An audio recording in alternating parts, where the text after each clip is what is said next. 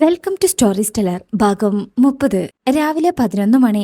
പതിവിലും കൂടുതൽ ആളുകൾ ന്യൂറോ ഡിപ്പാർട്ട്മെന്റിന് ചുറ്റിലും തിങ്ങി നിൽക്കുന്നുണ്ടായിരുന്നു. അവരെല്ലാവരും സൂര്യ മെഡിസിറ്റിയിലെ ജീവനക്കാരായിരുന്നു. അവിടെ കൂടി നിന്ന എല്ലാവരുടെയും മുഖത്ത് ആശങ്കയും ആകാംക്ഷയും തളം കെട്ടി നിന്നിരുന്നു. ഇന്നാണ് ആ HIV പേഷ്യന്റിന്റെ ബ്രെയിൻ ട്യൂമർ നീക്കം ചെയ്യുന്ന ദിവസം. വളരെ സീരിയസ് ആയി ശ്രീദേവും അദ്ദേഹത്തിന്റെ കൂടെ സ്വമേധയാൽ അതിന് തയ്യാറായി വന്ന ടീമും കൂടെ ഓപ്പറേഷൻ തിയേറ്ററിലേക്ക് കയറി പോകുന്നു. 5 മണിക്കൂർ നീണ്ടു നിൽക്കുന്ന ആ ഓപ്പറേഷന് അവർ തയ്യാറെടുത്തത് മറ്റേതൊരു സർജറിക്കും തയ്യാറാവുന്നതിനേക്കാളും പ്രത്യേക ശ്രദ്ധയോടുകൂടിയായിരുന്നു.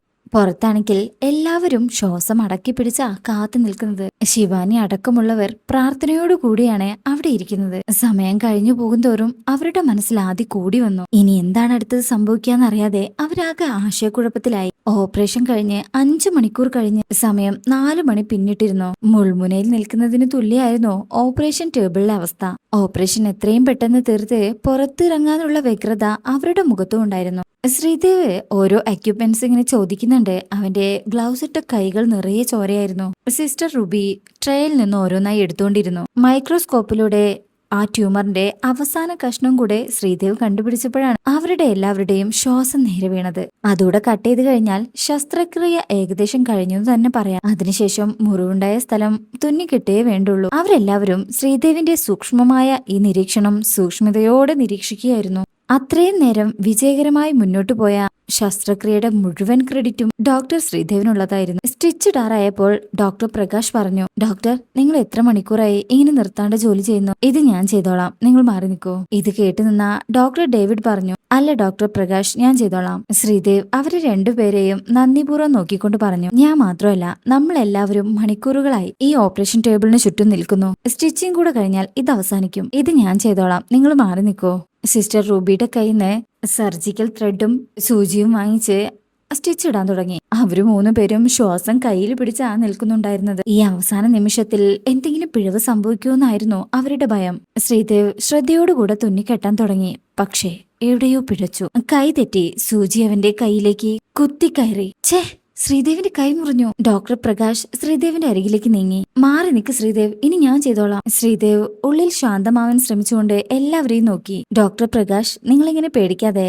സർജറിക്കിടയിൽ ഇതെല്ലാം സർവ്വസാധാരണമല്ലേ? നമുക്കിതിന് വ്യക്തമായ പ്രോട്ടോകോൾസ് ഉണ്ടല്ലോ. എന്ത് സംഭവിച്ചാലും രോഗിയുടെ ജീവനായിരിക്കണം നമ്മുടെ പ്രയോറിറ്റി. എനിക്ക് കുഴപ്പമൊന്നുമില്ല, ഇത് ഞാൻ തന്നെ കംപ്ലീറ്റ് ചെയ്തോളാം. പക്ഷെ ശ്രീദേവ്, ഡോക്ടർ പ്രകാശ് വാക്കുകൾ കിട്ടാതെ പറഞ്ഞു നിർത്തി. No problem doctor Prakash, please. Sreedev അവനെ പിന്നിലേക്ക് നീക്കി നിർത്തി. അങ്ങനെ ഓപ്പറേഷൻ ഒരു വിധത്തിൽ അവസാനിച്ചു. രോഗിയുടെ കാര്യം വിചാരിച്ചതിലും ബെറ്റർ ആയെങ്കിലും ശ്രീദേവിന്റെ കാര്യത്തിൽ എല്ലാവരും ടെൻഷനിലായിരുന്നു. ഓപ്പറേഷൻ കഴിഞ്ഞ ഉടൻ ശ്രീദേവ് ബ്ലഡ് HIV ടെസ്റ്റിന് അയച്ചു. മിനിമം 10 ദിവസമെങ്കിലും എടുക്കും ആ റിസൾട്ട് വരാൻ. കൂടാതെ ഒരു മുൻകരുതലായി PIP ഡ്രഗ്സ് എടുക്കാനും തുടങ്ങി. ഇങ്ങനെ HIV സംശയമുണ്ടെങ്കിൽ ആദ്യ 72 മണിക്കൂറിനുള്ളിൽ തന്നെ കഴിച്ചിരിക്കേണ്ട ഒരു മരുന്നാണ് ഈ ഡ്രഗ്സ്. അത് 24 മണിക്കൂറിനുള്ളിൽ കഴിക്കുന്നത് കുറച്ചുകൂടെ ഗുണം ചെയ്യും. ഇങ്ങനെയുള്ള എല്ലാ മുൻകരുതലുകളും എടുത്തതിനു ശേഷം സൂര്യ മെഡിസിറ്റിയിലെ ഡയറക്ടർ ഓഫീസിലേക്ക് വിളിച്ചു. ഡോക്ടർ ശ്രീദേവ്, നിങ്ങൾ ഇന്ന് ചെയ്ത സേവനത്തിന് നന്ദി. നിങ്ങളെപ്പോലുള്ള ഡോക്ടേഴ്സാണ് നമ്മുടെ ഹോസ്പിറ്റലിന്റെ സ്ട്രെങ്ത്. ആ രോഗി ഓക്കെ ആയി വരികയാണേ. ബട്ട് HIV സമ്പർക്കം എന്ന് പറയുന്നത് അത്ര സിമ്പിൾ ഇഷ്യൂ അല്ലല്ലോ. നമുക്ക് അതിനു വേണ്ട മുൻകരുതലുകൾ എടുക്കണം. പക്ഷേ സാർ, ആവശ്യത്തിനുള്ള മുൻകരുതലെല്ലാം ഞാൻ എടുത്തിട്ടുണ്ട്. ശ്രീദേവ് അദ്ദേഹത്തിന്റെ സംസാരം തടസ്സപ്പെടുത്തിക്കൊണ്ട് പറഞ്ഞു. ഇത് ശ്രീദേവിനെ മാത്രം ബാധിക്കുന്ന കാര്യമല്ലല്ലോ. നമ്മുടെ മറ്റു രോഗികളെയും സ്റ്റാഫിനെയും ഒരുപോലെ ബാധിക്കുന്ന കേസാണ്. അതുകൊണ്ട് ഹോസ്പിറ്റലിന് ചില കാര്യങ്ങളുണ്ട്. അത് നമ്മുടെ ഡയറക്ടറുമായിട്ട് ഞാൻ ചർച്ച നടത്തിയിരുന്നു. അവരുടെ എല്ലാവരുടെയും അഭിപ്രായം ശ്രീദേവ് കുറച്ചു ദിവസത്തേക്ക് ക്വാറന്റൈനിൽ പോകുന്നതായിരിക്കും എന്നാണ്. ക്വാറന്റൈൻ?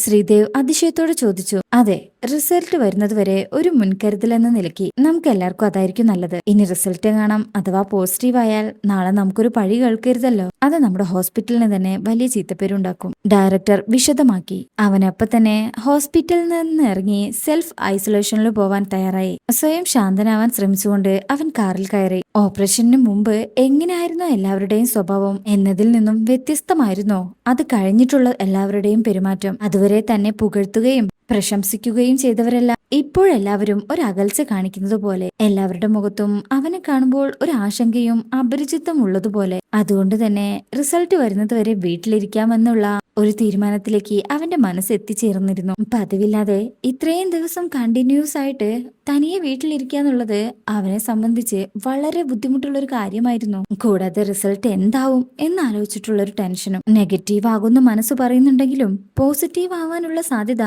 തള്ളിക്കളയാൻ പറ്റില്ലല്ലോ. സത്യത്തിൽ ആ 4 ചുവരുകൾക്കുള്ളിൽപ്പെട്ട് അവൻ ഭ്രാന്ത് പിടിക്കുന്നൊരവസ്ഥയിൽ എത്തിച്ചേർന്നിരുന്നു.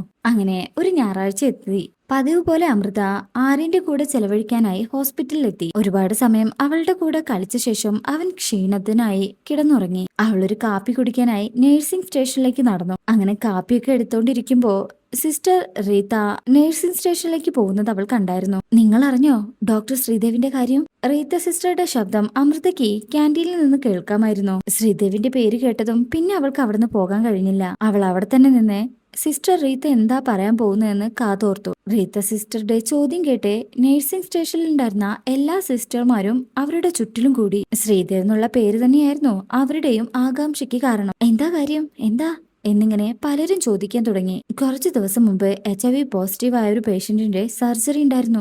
ഡോക്ടർ ശ്രീദേവ അത് സ്വമേധയാ ചെയ്യാൻ നിന്നത്. പെട്ടെന്ന് തന്നെ നീക്കം ചെയ്യേണ്ട ഒരു ട്യൂമർ ഉണ്ടായിരുന്നു അദ്ദേഹത്തിന്. അവിടെയുള്ള ബാക്കി സിസ്റ്റേഴ്സ്മാരെല്ലാം എന്താ പറയാൻ പോകുന്നതെന്ന് ആകാംക്ഷയോടെ കേട്ടു നിൽക്കായിരുന്നു. അതിനേക്കാളും ആകാംക്ഷയിലും ആശങ്കയിലുമായിരുന്നു അമൃത. റീത്ത സിസ്റ്റർ നാടകീയമായിട്ട് പറയാൻ തുടങ്ങി. ഓപ്പറേഷന്റെ സമയത്ത് സർജിക്കൽ നീഡിൽ ഡോക്ടറുടെ കയ്യിലേക്ക് കുത്തിക്കേറി മുറിവേറ്റു. എന്നിട്ട് ചുറ്റുമുള്ള സിസ്റ്റേഴ്സ് എല്ലാവരും ഒരേ സമയം ചോദിച്ചു. എയ്ഡ്സ് പേഷ്യന്റുമായി സമ്പർക്കം വന്നതുകൊണ്ട് HIV റിസൾട്ട് വരുന്നത് വരെ ക്വാറന്റൈനിൽ ഇരിക്കാൻ ഡയറക്ടർ ബോർഡ് ഡോക്ടർ ശ്രീദേവിനോട് പറഞ്ഞു. റിസൾട്ട് വന്നതിന് ശേഷം മാത്രമേ ഇനി എന്ത് എന്ന കാര്യത്തിന് തീരുമാനം എടുക്കാൻ പറ്റൂ. റീത്ത സിസ്റ്റർ പറഞ്ഞു നിർത്തി. അതെന്ത് പണിയാ കാണിച്ചത്? ഡോക്ടർ സ്വന്തം റിസ്കിലല്ലേ സർജറി ചെയ്യാന്ന് പറഞ്ഞത്? ഒരു നേഴ്സ് ദേഷ്യത്തിൽ ചോദിച്ചു. ഒരു സൂചി കുത്തി കയറിയതുകൊണ്ട് എയ്ഡ്സ് ഒന്നും വരില്ലല്ലോ, മറ്റൊരു നേഴ്സ് പറഞ്ഞു. ഡയറക്ടർ ചെയ്തതിൽ എന്താ തെറ്റ്? അഥവാ ഡോക്ടർ പോസിറ്റീവ് ആയിട്ടുണ്ടെങ്കിൽ അത് തന്നെയല്ലേ വേണ്ടത്? വേറൊരു നേഴ്സ് ചോദിച്ചു. അങ്ങനെ ഡോക്ടർ ശ്രീദേവിനെ അനുകൂലിച്ചും പ്രതികൂലിച്ചും വിവിധ അഭിപ്രായങ്ങൾ അവിടെ ഉയർന്നു വന്നു. അമൃതയ്ക്ക് ഇത് കേട്ടപ്പോ തന്നെ ശിവാനി തന്നെ സമീപിച്ച ആ സംഭവമാണ് ഓർമ്മ വന്നത്. താനെന്ന് എന്തെങ്കിലും പറഞ്ഞിരുന്നെങ്കിൽ ഇങ്ങനെ സംഭവിക്കായിരുന്നില്ല. ഇല്ല, എന്തായാലും താൻ പറയുന്നത് ശ്രീദേവ് അനുസരിക്കാനേ പോകുന്നില്ല. അവൾ അങ്ങനെ ഓരോന്നാലോചിച്ച് അല്പസമയം അവിടെ നിന്നു. എന്നിട്ട് പെട്ടെന്ന് എന്തോ ഓർത്തതുപോലെ റൂമിലേക്ക് പോയി. അച്ചു അപ്പോഴും നല്ല ഉറക്കത്തിലായിരുന്നു. അവൾ റൂമിൽ പോയി ബാഗ് എടുത്ത് അപ്പൊ തന്നെ തിരിച്ചിറങ്ങി. പോകുന്ന വഴി റീത്ത സിസ്റ്ററുടെ അടുത്ത് പോയിട്ട് പറഞ്ഞു, എനിക്ക് അത്യാവശ്യമായിട്ടൊന്ന് പുറത്തു പോകണമായിരുന്നു. അച്ചു ഉണരുമ്പോ ഞാൻ പെട്ടെന്ന് വരുന്നേ, അവനോടൊന്ന് പറയാമോ? ഓ അതിനെന്താ അമൃത, നീ പോയിട്ട് വാ, ഞാൻ പറഞ്ഞോളാം. Thank you sister. അമൃത നന്ദി പറഞ്ഞ് അവിടെ നിന്ന് ഇറങ്ങി. അവള് വേഗം ഒരു ക്യാബ് പിടിച്ച് ശ്രീദേവിന്റെ അപ്പാർട്ട്മെന്റിലേക്ക് പോയി. അവൾക്കാണെങ്കിൽ ആകെ തല കറങ്ങുന്നത് പോലെ തോന്നി. താനിത് എന്തിനാ കേട്ട പാതി കേൾക്കാത്ത പാതി അവനെ കാണാൻ പോകുന്നതെന്ന് അവൾക്ക് തന്നെ അറിയില്ലായിരുന്നു. തന്നെ കണ്ടാൽ അവന്റെ പ്രതികരണം എന്തായിരിക്കുന്നോ, അവൻ തന്നെ കാണാൻ കൂട്ടാക്കുമെന്ന് പോലും അവൾക്കറിയില്ലായിരുന്നു. അവന് സുഖമില്ലെങ്കിൽ താൻ അവിടെ ഉണ്ടായേ പറ്റൂന്നുള്ള അവളുടെ നിർബന്ധത്തിന്റെ പുറത്താണ് അവൾ അങ്ങോട്ട് ഇറങ്ങി പുറപ്പെട്ടത്. അവൻ സങ്കടത്തിലായിരിക്കും, ഒറ്റയ്ക്കായിരിക്കും എന്നുള്ളത് തന്നെ അവൾക്ക് അവനെ കാണാനുള്ള കാരണത്തിന് ധാരാളമായിരുന്നു. അവിടെ ചെന്ന് ഇറങ്ങിയ പാടെ ലിഫ്റ്റിനടുത്തെത്തി. അവളെ കണ്ടപ്പോ സെക്യൂരിറ്റി പരിചയഭാവത്തിൽ ചിരിച്ചു. മാഡം, നിങ്ങൾ ഡോക്ടർ ശ്രീദേവിനെ അന്വേഷിച്ചു വന്നതാണോ? അതെ, ശ്രീദേവി ഇവിടെ ഇല്ലേ? ഉണ്ടാവേണ്ടതാണ്. കുറച്ചു ദിവസമായി പുള്ളിയെ പുറത്തേക്കൊന്നും കാണാറില്ല, ഹോസ്പിറ്റലിലേക്കും പോവാറില്ല. അയാൾ സംശയത്തോടെ പറഞ്ഞു. അവൻ കുറച്ചു നാളായി വീട്ടിൽ നിന്ന് പുറത്തിറങ്ങാറില്ലെന്ന് കേട്ടപ്പോൾ അമൃതയ്ക്ക് ആകെ പേടി തോന്നി തുടങ്ങി. മനസ്സിൽ മുള പൊട്ടിയ ഉത്കണ്ഠ മടങ്ങായിട്ട് വളർന്നു. അപ്പൊ കുറച്ചു നാളായി നിങ്ങൾ ആരും തന്നെ ശ്രീദേവിനെ കാണാറില്ലേ? അവൾ ആശങ്കയോടെ അന്വേഷിച്ചു. ഇല്ല, ഞാൻ കണ്ടിട്ട് ദിവസങ്ങളായി. കാറും എപ്പോഴും ഇവിടെ തന്നെ ഉണ്ടാകും, അതുകൊണ്ട് എങ്ങോട്ടും പോവാനും സാധ്യതയില്ല. അയാളിങ്ങനെ വിശദീകരിക്കും തോറും അമൃതയ്ക്ക് പേടിയായി തുടങ്ങി. അവള് ലിഫ്റ്റ് അമർത്തി ഉത്കണ്ഠയോടെ കാത്തുനിന്നു. മുകളിലെത്തി ലിഫ്റ്റ് ഇറങ്ങിയതും അവൾ അവന്റെ റൂമിലേക്ക് ഓടുമായിരുന്നു. ഓടിച്ചെന്ന് അവൾ കോളിംഗ് ബെൽ അടിച്ചു. പ്രതീക്ഷിച്ചതുപോലെ തന്നെ അവൻ ഡോറ് തുറന്നില്ല. അവൾ വീണ്ടും വീണ്ടും ബെല്ലടിച്ചു. എന്നാ അകത്തുനിന്ന് ഒരു അനക്കവും ഇല്ല. പെട്ടെന്ന് അവളുടെ ഫോൺ ബെല്ലടിച്ചു. അവൾ കോളിംഗ് ബെൽ അടിക്കുന്നത് നിർത്തി ഫോൺ എടുത്തു നോക്കി. അത് ശ്രീദേവിന്റെ കോളായിരുന്നു. അവൾ വെപ്രാളപ്പെട്ട് കോൾ എടുത്തു. ശ്രീദേവ്, നീ അകത്തുണ്ടോ? എന്താ വാതിൽ തുറക്കാത്തത്? ഞാൻ എത്ര നേരമായി വിളിക്കുന്നു. അപ്പുറത്തുനിന്ന് ഒന്നും സംസാരിക്കാൻ സമ്മതിക്കാതെ അവള് ഒറ്റ ശ്വാസത്തിലെല്ലാം ചോദിച്ചു. അവളുടെ പരിഭ്രമത്തിലുള്ള ചോദ്യം കേട്ട് ശ്രീദേവ് സമാധാനത്തോടെ മറുപടി പറഞ്ഞു. അമൃത, ദൈവത്തെ വിചാരിച്ച് നീ ഒന്ന് നിർത്താമോ? എനിക്ക് തലവേദനിക്കുന്നു. നീ വാതിൽ തുറന്നില്ലെങ്കിൽ ഞാൻ നിർത്തില്ല. നീ തുറക്കുന്നത് വരെ ഞാൻ ബെല്ലടിച്ചുകൊണ്ടിരിക്കും. അവളൊരു വാശിയോടെ പറഞ്ഞു. എന്നാ പിന്നെ നീ എന്തേലും കാണിക്ക്, ഞാൻ തുറക്കാൻ പോകുന്നില്ല. അവൻ ദേഷ്യത്തോടെ ആ കോള് കട്ട് ചെയ്തു. വെക്കില്ലേ, ഞാൻ പറയുന്നു ഒന്ന് കേൾക്ക് എന്ന് അവള് പറയുന്നതിന് മുന്നേ അവൻ കോള് കട്ട് ചെയ്തിരുന്നു. അവൾ പിന്നെയും അവന് ഫോൺ ചെയ്തു. 2-3 തവണ റിങ് ചെയ്ത ശേഷം പിന്നെ അത് സ്വിച്ച് ഓഫ് ആയി. അവൾക്ക് ദേഷ്യം ഇരട്ടിച്ചു. അവൻ മനഃപൂർവ്വം അവളെ ഒഴിവാക്കാണെന്ന് അറിഞ്ഞിട്ടും ഈ അവസ്ഥയിൽ അവനെ കാണാതെ തിരികെ പോവാൻ അവളുടെ മനസ്സ് അനുവദിച്ചില്ല.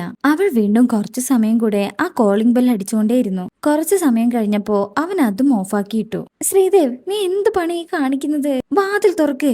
അവൾ ഡോറിൽ തട്ടി അവനെ വിളിക്കാൻ തുടങ്ങി. നോക്ക് ശ്രീദേവ്, ഞാൻ ശല്യം ചെയ്യാൻ വന്നതല്ല. എനിക്കൊന്ന് കണ്ടാ മതി. നീ ഒന്ന് തുറക്ക്. ഞാൻ പെട്ടെന്ന് പോയിക്കോളാം, പ്ലീസ്.